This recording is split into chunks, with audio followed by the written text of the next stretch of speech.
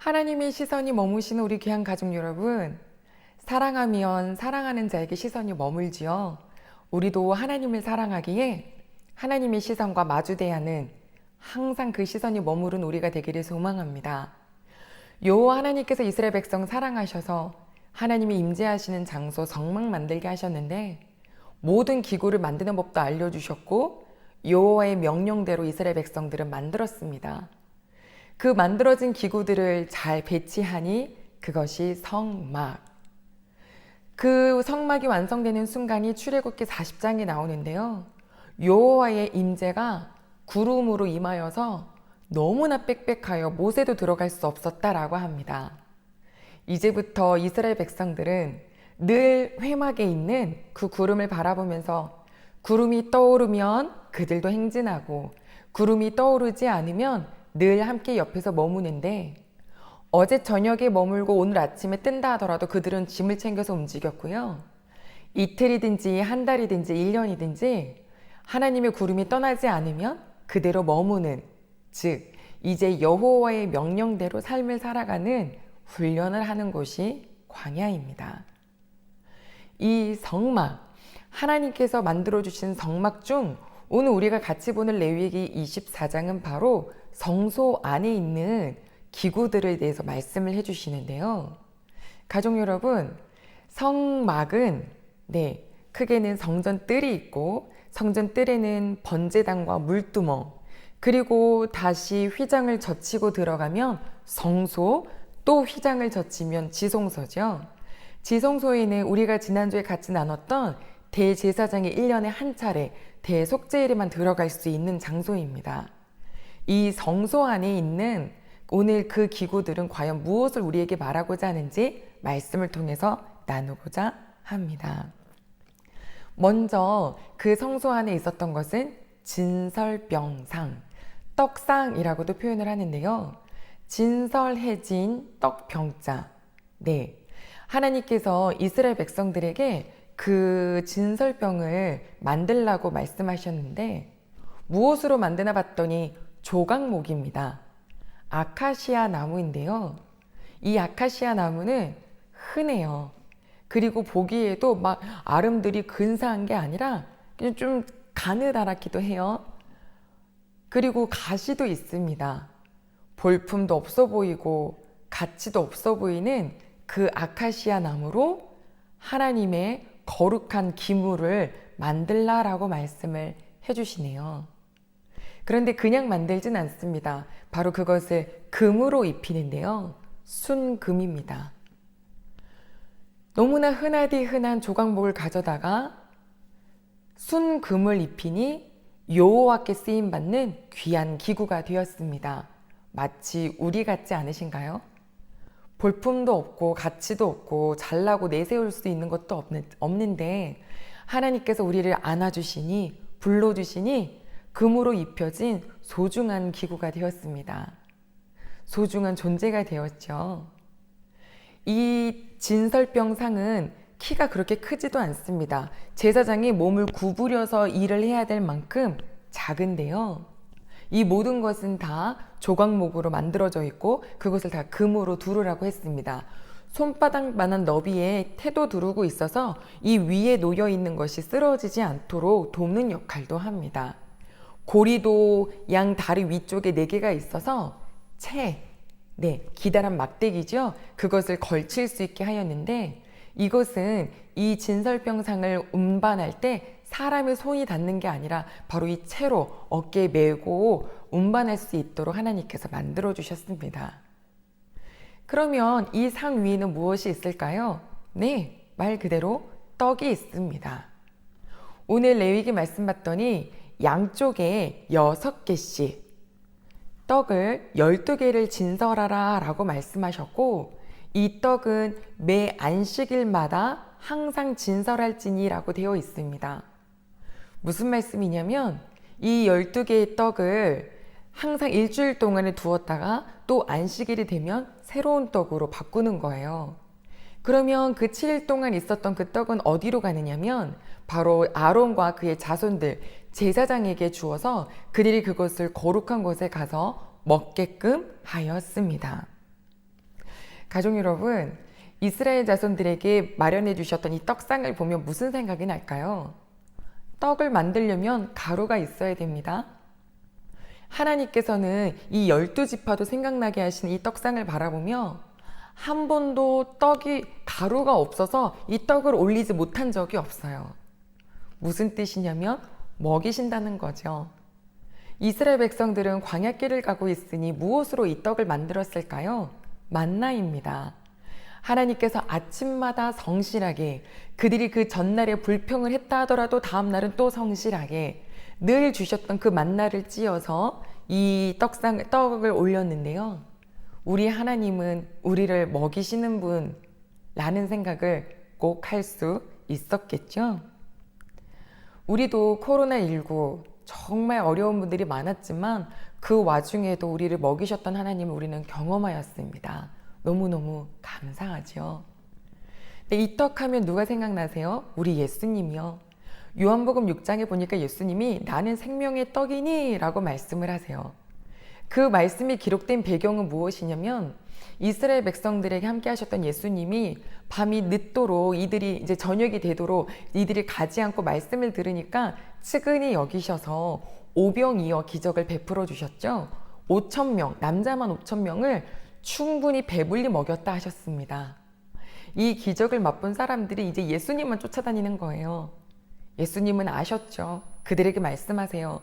나는 생명의 떡이다. 만나를 먹었던 너희 조상들도 다 죽었거니와 하늘에서 내려온 이 떡, 생명의 떡을 먹는 자는 영생하리라. 아멘. 우리 예수님은 바로 우리를 영원토록 살리시기 위해서 구원하기 위해 오신 바로 생명의 떡 되어주셨죠.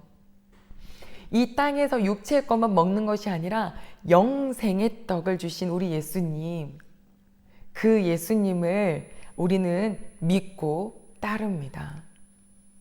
사랑하는 가족 여러분, 이 떡이 만들어지려면 어떻게 돼야 되나요? 레위기 24장 1절 2절에 보면은 5절에 보면 고운 가루로라고 말씀하셨어요. 떡을 만들기 위해서 고운 가루가 필요해요. 즉 빻아야 해요. 만나도 빻아야 되고 밀도 빻아야 해요. 이거는 무엇을 뜻할까요? 우리 예수님께서 우리를 위해서 생명의 떡이 되어주셨을 때는 군림하면서 오지 않으셨어요. 가장 낮고 낮은 곳에 오셔서 수치, 모멸, 핍박 다 받으셨어요. 그 고난을 볼 수 있는 것이 바로 고운 가루이죠. 그러나 우리 예수님은 바로 그 고난을 죄가 있어서 받으신 게 아니라 우리를 위해서 받으신 겁니다. 우리가 받아야 될 우리의 죄값을 예수님께서 치러주신 거잖아요. 그러면 우리는 뭐 하면 돼요? 그 예수님의 길을 걸어가면 돼요. 모래사장을 걸을 때 그 길이 꽤 움푹움푹 패이니까 힘들죠? 지혜자는 앞사람이 걸어간 그 발자국을 따라서 걷는데요. 훨씬 수월하답니다. 우리 예수님께서 우리로 하여금 어디로 가게? 여호와 하나님께로 가게 하는 그 걸음걸이 먼저 걸어주셨으니 우리는 그 뒤를 따라가면 됩니다. 그리고 예수님을 향해서 또 이렇게 말씀하시죠. 태초에 말씀이 계시니라. 그 말씀이 하나님과 함께 하셨으니 그 말씀은 곧 하나님이시니라. 아멘. 요한복음 1장 1절입니다. 즉 예수님은 말씀이세요. 이 진설병은요 12지파를 상징하고 또 생명의 떡이신 예수 그리스도를 상징하고 더 나아가 말씀을 상징하는 것입니다. 말씀. 우리가 하나님을 만나기 위해서는 말씀밖에 없습니다. 우리를 고쳐주시는 것도 말씀밖에 없습니다. 예수님께서도 이 땅에 오셔서요. 고치시고 귀신을 쫓아내시고 이런 일보단 하나님의 말씀을 전하신 일을 가장 많이 하셨습니다. 제일 먼저 뭐라고 말씀을 선포 시작하셨죠? 회개하라입니다. 이스라엘 백성들아 지금이라도 여호와의 말씀을 따라서 살아라 라고 선포해 주셨습니다. 하나님의 말씀은요 정확하세요. 십계명, 산상수훈, 모든 레위기 어렵지 않아요. 알아들을 수 없는 것을 주시지 않으셨어요. 해라, 하지 말아라 정확합니다. 이 말씀은 우리에게 나침판이 됩니다. 아니 내비게이션이 되죠. 내비게이션은 무엇이 있나요? 목적지를 딱 찍으면 그곳으로 향하여서 똑바로 갈 수 있도록 해줍니다.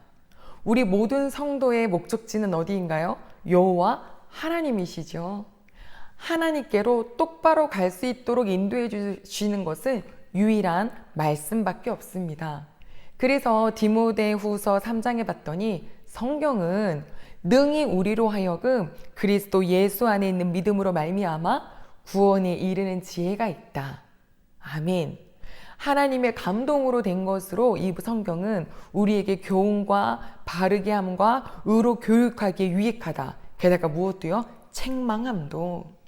그래서 모든 하나님의 사람으로 온전하게 하고 그 온전한 삶을 살 수 있는 능력을 주시기 위해서 이 성경을 주셨다라고 말씀하셨어요. 히브리서는요, 이 말씀은 살아있다, 활력이 있다. 그래서 좌우의 어떤 날선 검보다도 예리해서 우리의 영과 혼과 골수를 쪼개기까지 한다.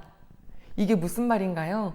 아버지의 말씀은 마치 수술용, 해부하는 그 칼, 메스 같아서 우리의 마음속에 있는 모든 것을 다 갈라내어 보여주신다라는 거예요. 병원에 가면 우리를 다 엑스레이로 막 여러 가지 기구들로, 기계들로 찾아서 병명을 진단해 주죠. 그것은 우리가 치료하는 시작점입니다. 자, 이제부터 치료합시다. 하나님의 말씀이 우리에게 딱 보여주면 나를 보게 해주시는 하나님. 그래서 나를 그때부터 치료하기 시작하시는 하나님.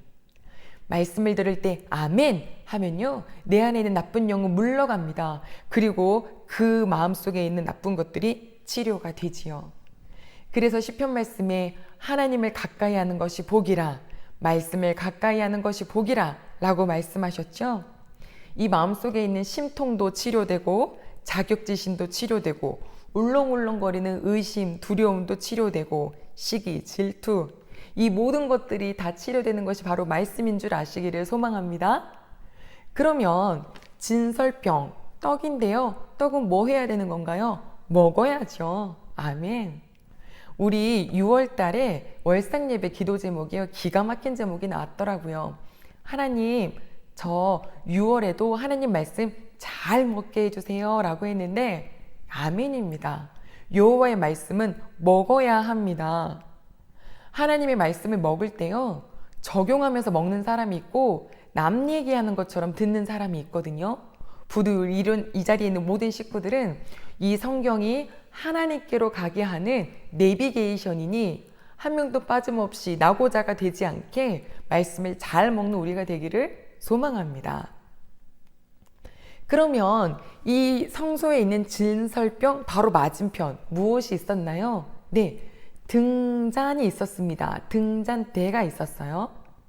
이 등잔대는 다른 모든 것은 규격을 알려주신 거에 반면에 이것은 규격을 알려주시지 않으셨어요. 다만 금 1달란트로 만들어라. 대략 순금 34kg인데요. 그것을 가지고 이것을 쳐서 만들어라 라고 말씀하셨습니다. 이 등잔대의 모양은 줄기를 가운데로 놓고 좌우에 가지가 3개씩 뻗어 있는데요. 그 가지에는 살구꽃 모양의 꽃받침과 꽃잎, 꽃받침 꽃잎이 놓여 있습니다. 그리고 제일 위에는 등잔이 놓여 있을 수 있도록 준비가 되어 있죠. 자, 그러면 등잔이 몇 개가 있을까요? 줄기에도 하나, 양옆에 뻗은 양쪽에 3개씩 놓여 있으니 총 7개의 등잔이 놓여 있습니다. 오늘 레위기 말씀 봤더니 그 등잔의 불을 밝히기 위해서는 이스라엘 백성들에게 감람나무를 찧어서, 열매를 찧어서 기름을 가져오게 해라 라고 말씀하셨어요. 순결한 기름을. 이스라엘의 감람나무는 마치 우리나라 대추와 비슷한 열매를 맺는데요. 올리브입니다. 그것을 잘 찧을 때 기름이 나오는데 처음에 나오는 그 기름이 아주 깨끗하여서 그을음도 잘 일어나지 않는답니다. 이걸 누가 가져와야 돼요? 이스라엘 백성들이 항상 가지고 나와야 돼요. 그러면 그 기름을 가지고 등잔대에 불을 밝히는데 여호와 하나님께서 민수기 8장 1절로 4절 말씀을 봤더니 그 등잔은 어디를 향하여서 앞을 향하여 비추게 하라 라고 말씀을 해주셨어요. 자, 그래서 아론이 여호와의 말씀대로 그 등잔의 불을 앞을 향하여 비췄다라고 했는데 가족 여러분 한번 상상해 볼까요? 지금 이 등잔대 앞에는 뭐가 있나요? 떡상이 있죠. 아멘. 떡상은 뭐였죠? 말씀이죠. 그러면 이 등잔의 기름과 이 불은 무엇을 말할까요? 네, 빛이신 우리 예수 그리스도를 표현하며 더 나아가 성령님을 우리에게 예표해 주십니다. 성령님, 우리의 성령님이 어떤 분이신가요? 이 말씀을 비추어주는 빛이라는 거예요. 한 어린아이가 할머니와 함께 박물관을 가기에 앞서서 잠깐 그 앞에 있는 벤치에 앉습니다. 가방에서 주섬주섬 뭐를 꺼냈는데 신약 성경이에요. 쫙 펼치고 탁 덮고 할머니한테 가요? 해서 가던 길을 갑니다. 할머니가 너무 재밌으신 거예요. 웃으면서 이야기를 했죠. 이 아이는 글을 아직 읽지 못해요. 네, 그런데 탁 펴서 읽는 것처럼 하고 덮어서 움직이는 거예요. 좋은 면으로 보면 야, 이 아이 정말 앞으로도 하나님 말씀을 잘 읽는 아이가 되겠구나도 싶지만 또 한편으로는요. 보기는 보아도 무엇을 보았는지 알지 못하고 듣기는 들어도 듣지 못하고 깨닫지 못하는 우리와 좀 비슷하지 않나? 라는 생각을 해봅니다. 왜 말씀을 보는데도 깨닫지 못하고 듣는데도 깨닫지 못할까요? 마치 본 것처럼 그냥 흐뭇하기는 하지만 그 이유가 무엇일까요? 성경이 너무 어렵나요? 네, 성경은 사실 어려운 책은 아니지만 좀 어렵게 번역이 되었습니다. 그래서 지금 우리 곁에는 우리말 성경, 현대인의 성경, 쉬운 성경, 메시지 성경 굉장히 많죠. 이 성경들이 우리로 하여금 좀 더 쉽게 말씀을 접하게 하기도 하지만 이 개역개정 성경을 우리가 공식적으로 읽고 있고 또 이 말씀을 통해서도 깨달을 수 있습니다. 그러면 또 다른 이유로 왜 성경을 깨닫지 못할까요? 그것은 바로 머리로 깨닫기를 원하기 때문입니다. 고린도전서 2장 9절로 12절의 말씀 봤더니 뭐냐면 하나님께서 자기를 사랑하는 자들을 위해서 예비해 주신 이 모든 것은요. 눈으로도 보지 못하고 귀로도 듣지 못하고 사람의 마음으로도 알 수 없대요. 오직 누구만? 성령님으로만 알 수 있게 해주셨다라고 말씀하셨는데요. 사람의 일을 누구만 알 수 있나요? 사람만 알 수 있어요? 나의 생각을 누구만 알 수 있어요? 나 자신만 알 수 있는 것처럼 하나님 속에 있는 하나님의 생각을 누구만 알 수 있을까요? 하나님의 영이신 성령님이십니다. 우리 성령님은요, 하나님의 말씀을 이렇게 비추어 주어서 깨닫게 해 주시는 거예요. 그런데 말씀을 읽을 때 잘못된 자세가 있죠. 그것은 바로 이 말씀을 성령님에 비추는 것이 아니라 내가 원하는 거, 내가 바라는 소원을 이루고자 성경을 읽으면서 이용하는 경우가 있어요. 큐티가 그렇게 되기 굉장히 좋은, 좀 위험하기도 한데요. 내가 원하는 것을 끝까지 찾아내요. 성경은 66권이라서 워낙 방대합니다. 만약에 나의 목적을 이루고 싶다면 얼마든지 한 구절 한 구절 가져다가 내가 생각하는 거 꽤 맞출 수 있어요. 누가 그러나요? 이단들이 그렇잖아요. 자기들이 만든 교리를 가져다가 그것을 완성하기 위해서 성경을 자기 마음대로 가져다 쓰죠. 그러면서 우리 보고 뭐 하라 그래요? 믿으라 그러고 성경을 알아야 된다 그러고 공부하라 그러고 공부하러 오라 그러잖아요. 아니, 가시면 안 돼요. 성경은 내 머리로 계산하고 내 머리로 판단하는 것이 아닙니다. 하나님의 뜻이 무엇인지를 찾아야 하는 거죠. 그래서 성령님의 인도하심이 필요한 거예요. 우리의 삶에 일어나는 모든 일은 다 하나님과 나의 관계가 있지요. 그렇다면 하나님, 이 일이 나와 하나님과 어떤 문제가 있을까요? 어떤 깨달음이 필요할까요? 그것을 여쭙고 여쭈을 때 우리 성령 하나님은 이 말씀으로 이것을 적용시켜 주시고 밝히 비추어 주시는 겁니다. 정말 앞에 있는 저 사람 너무 부럽다. 나이도 나랑 비슷한데 저렇게 인기도 많고 사람들도 막 저렇게 좋아하고 얼마나 좋을까? 라고 하는 부러움이 확 내 안에 올라올 때 성령 하나님 어떻게 해야 돼요? 너무 부러워요. 라고 하며 알려주시겠죠. 이 세상에 칭찬받을 분은, 영광받을 분은 여호와 한 분, 오직 한 분. 저 높은 자리에 서는 것은 오히려 덫이 될 수 있으니 조심하라 라고 말씀해 주시면 그것을 깨닫고 우리가 죄짓지, 더 이상 부러워하지 않고 죄짓지 않을 수 있죠. 아, 이 인생 이렇게 그냥 이렇게 정말 일만 하면 살아야 되나? 라고 하기도 하지만 우리 여호와 하나님께서도 정말 최선을 다해서 일하셨고 지금도 하나님이 일하시고 계시기 때문에 이 우주가 움직이고 있는 것처럼, 야, 하나님이 땀 흘려 열심히 살라고 하셨어. 열심히 건강 주신 거 가지고 살아서 나도 잘 먹고 남들도 돕는 사람이 되어야겠다. 그래서 일을 할 때마다 나에게 이렇게 동기를 부여해 주시겠죠. 아, 내가 은혜 받은 사람이 맞나? 내 안에 성령님이 계시는 게 맞나? 나는 뭔가 뜨거움이 없는데, 이렇게 내 마음속에 있는 하나님을 사랑하는 마음을 의심하는 마음이 생길 때 성경에서 답을 찾아주시죠. 어떻게요? 성령이 임하는 자리에 처음 마가의 다락방에서, 그리고 고넬료가 함께 있었던 그 이방인들이 하나님을 만나는 그 자리, 딱 그 두 자리 빼고는요, 뭔가 막 불일 듯이 일어나는 역사가 있지 않았어요. 오히려 평안, 온유, 감사, 평강, 뭐예요? 삶이 변하는 모습이 바로 성령님이 함께 하시는 은혜의 모습이더라고요. 그러니 더 이상 내가 뜨거움이 없다고 의심하거나 두려워하지 않을 수 있죠.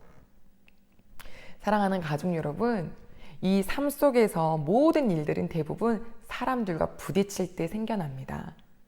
사람들과 부딪힐 때 우리 성령 하나님은 누구를 보게 해주시면요, 바로 나 자신을 보게 해주세요. 무엇을 거울로? 말씀을 거울로.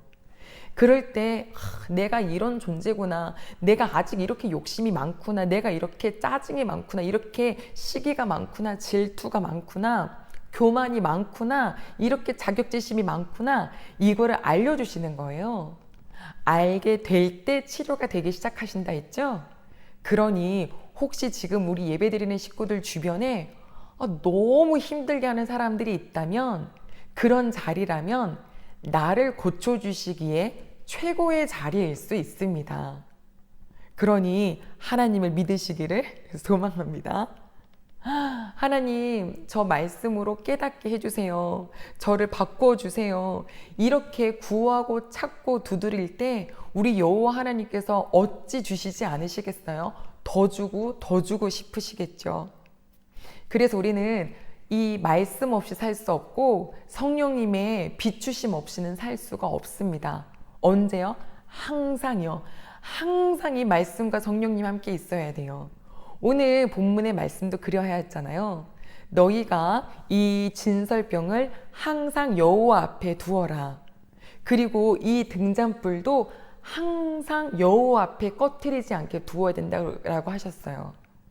이 성소는 창문도 없이 캄캄한 곳이지만 이 캄캄한 곳이 늘 비춰져 있다라는 거예요. 무엇 때문에? 항상 켜져 있는 이 등잔대 덕분에요.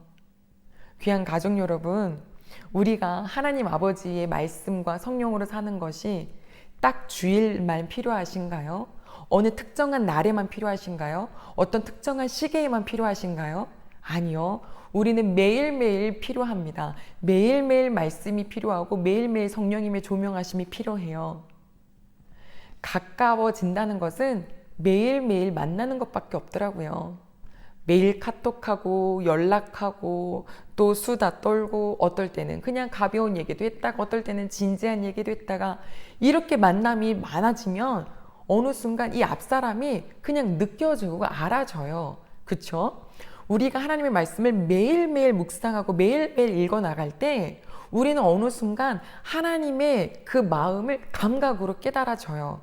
그래서 내 안에 계신 성령님이 이걸 순간순간 내가 살면서 잘 분별할 수 있게 해주시더라고요. 선인지 악인지. 왜 생활의 달인분들 보면 그렇잖아요. 늘 같은 것을 집중하여 바라볼 때 그냥 알아서 잘못된 건 걸러지잖아요. 진패를, 그 위조 지폐를 고르는 사람도 나쁜 것, 잘못된 것을 보는 게 아니라 진짜 지폐를 열심히 연구할 때 알아서 손에서 탁탁탁탁 걸러진대요. 너무 신기하지 않으세요? 제가 여름 되면 제일 어려워하는 게 과일 고르는 일인데요. 과일 장사하시는 분들은 탁 만지면 그냥 알아서 이거 담고 추리고 하세요. 잡으면 아신대요. 보면 딱 보인대요. 수박 다 똑같아 보이잖아요. 그런데 팁을 달인에게서 배웠는데 그건 바로 이 배꼽 부분이 작고, 그리고 위에 나와 있는 그 꽁지가 이렇게 위로 딱 똑바로 세는 게 아니라 비스듬히 혹은 이렇게 옆으로 누워 있는 것이 맛있는 수박이래요. 배워야지요. 네, 한번 써먹어 보세요. 우리 하나님 아버지를 매일매일 가까이 할 때 내 안에 계신 성령님이 그거를 깨닫게 해주고 민감하게 해주신다는 거잖아요. 하나님을 믿고 예수님을 영접한 누구에게든지 성령님을 주셨는데 누구는 가득 차 있고 누구는 잊어버려요. 그게 바로 5명의 처녀의 이야기잖아요. 우리 대은교회 가족 여러분, 우리 하나님 아버지 앞에 매일매일 나아가기를 소망합니다. 매일 하나님께 달려가고 싶은 사람, 죄 짓고 싶지 않아서 매일 말씀 앞에 서 있는 사람, 진설병을, 등잔대를 항상 여호와 앞에 두라고 말씀하신 우리 하나님께서 지금 21세기를 살아가는 우리에게 여호와의 말씀을 너의 생각이 아니라 성령님의 비춤으로 매일매일 읽고 곱씹고 되새기고 동행하여라 라고 말씀하시네요. 우리 귀한 가족 여러분, 이제 신앙의 연수는 내려놓으시고요. 다시 성경책을 펴시기를 바랍니다. 그리고 기도하십시오. 성령님, 조명해 주셔요. 알려주세요. 우리 말씀에 기록된 것이 믿음은 들음에서 나며 라고 해서 듣기만 잘하는 분들이 계세요. 특히 요즘은 코로나 시대에 아주 들을 말씀이 많습니다. 그런데 그 말씀이 기록된 그때는요, 무엇이었냐면 바로 두루마리 성경을 각 가정에서 가지고 있기에는 다 그렇게 부유하지 못했어요. 그래서 그들은 회당에 가서 말씀을 들으면 그 말씀 들은 것을 가지고 계속 되씹어서 뭐 했냐면 외웠어요. 암송했어요. 그걸 계속 생각을 하는 거예요. 그냥 듣고 끝난 게 아니라는 거죠. 우리도 마찬가지입니다. 하나님의 말씀을 듣기만 하면 우리의 믿음이 자라나나요? 아니요. 듣고 되씹고 또 되씹을 때 우리 귀한 가족 여러분, 우리 사랑하는 이제 우리 아버지께 주신 이 6개월이 벌써 지나가고 있습니다. 새로운 다시 6개월이 펼쳐질 것 같은데요. 어떤 마음으로 사시겠습니까? 어떤 자세로 사시겠습니까? 내비게이션을 딱 켜고 주의 말씀 앞에 서서 매일매일 이 말씀 앞에 하나님과 동행하고 하나님과 마주대하며 살아가는 우리 귀한 모든 가족들 되시기를 소망합니다. 기도하겠습니다. 여호와 하나님 아버지 감사드립니다. 진설병과 등잔대는 우리에게 말씀과 성령님이 항상 있어야 함을 알려주시는 것이었습니다. 하나님, 우리가 무엇의 힘으로 살아가나요? 하나님, 우리가 어떤 힘으로 살아가나요? 아버지 앞에 시선을 맞추고 나에게 주신 이 내비게이션, 하나님께로 똑바로 올 수 있게 해주신 이 하나님의 말씀을 내 방식이 아닌 주의 성령으로 늘 아버지 깨닫게 해주시는 것을 경험하는 우리 모든 가족들 될 수 있도록 도와주시옵소서. 듣고 끝이 아니라 되새기고 또 되새기고 하나님의 말씀을 깨닫고자 기도하고 사모할 때 하나님, 우리 모든 가족들이 경험하는 하나님과 동행하는 식구들로 만들어주시고 그 사랑에 더욱더 푹 빠지게 하여 주실 줄로 믿고 감사드리며 예수님의 이름으로 기도드립니다. 아멘.